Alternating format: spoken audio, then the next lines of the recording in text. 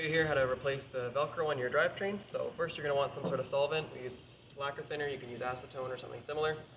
Get a little bit on a rag. Clean it to make sure it'll stick properly.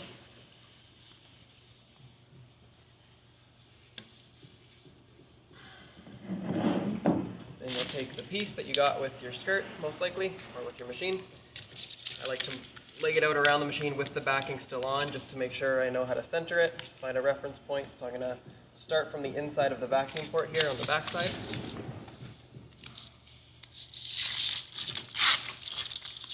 Back a little bit of the backing. Put it pretty close to the bottom, maybe 1/4 inch up from the bottom. Like that. And then just start working your way around, keeping it about the same height vertically on the drivetrain. Nice and straight.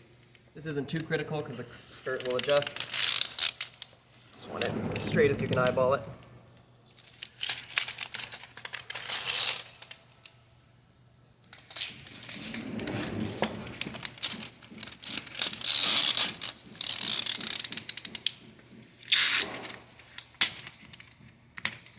Won't stick too hard right at the beginning if you don't push down, so you can adjust it if you need to, pull it up. And then give it a nice press all the way around. You're good to go.